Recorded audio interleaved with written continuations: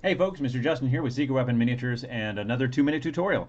This time we're going to look at a quick and easy way to make a fun terrain piece with the brass edge razor wire.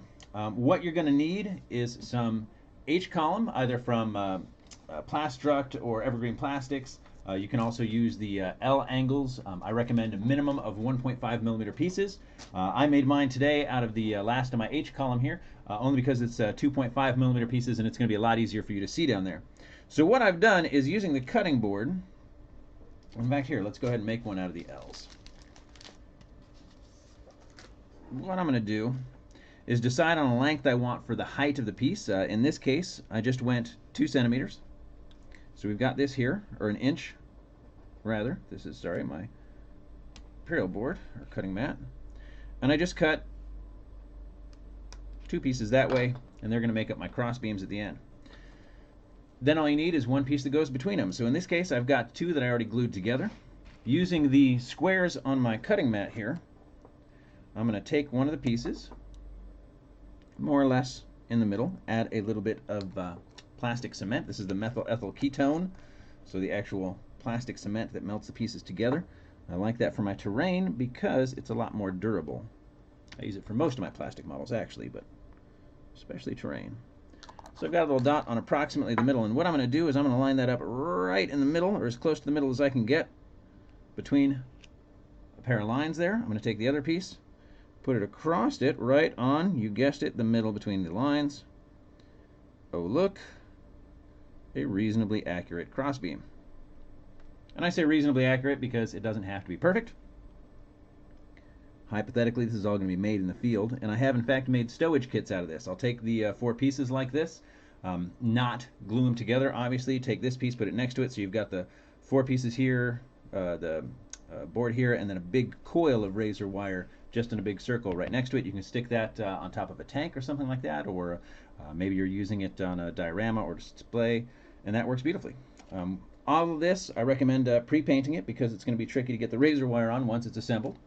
So instead, you take your coil of razor wire, and you're just going to thread this right through it. This is the tight coil of razor wire from a different video. For something like this, I'd actually make the wire a bit looser. You can do that once it's on here as well. But all I need to do is get it on here and kind of out of the way for the moment, because then I'll add glue. I'll put it right here. A little spring action from our razor wire there. Nice generous dollop. Make sure I know that that's the top, so I'm facing it in. And same for you. I use directions on my board all the time to make sure I know where I'm going.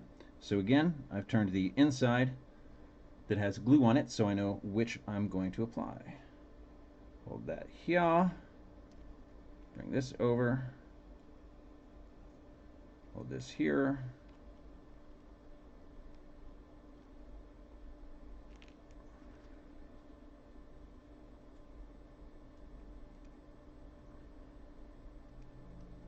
And get it to dry.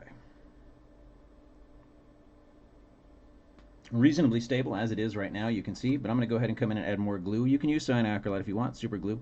Like I said, I prefer plastic cement, as the melted bond tends to be a bit stronger. In this case, the razor wire got in the way on this end, so I'm going to try and get it out of there, because it will act like a spring and hold the pieces apart, which, of course, I do not want.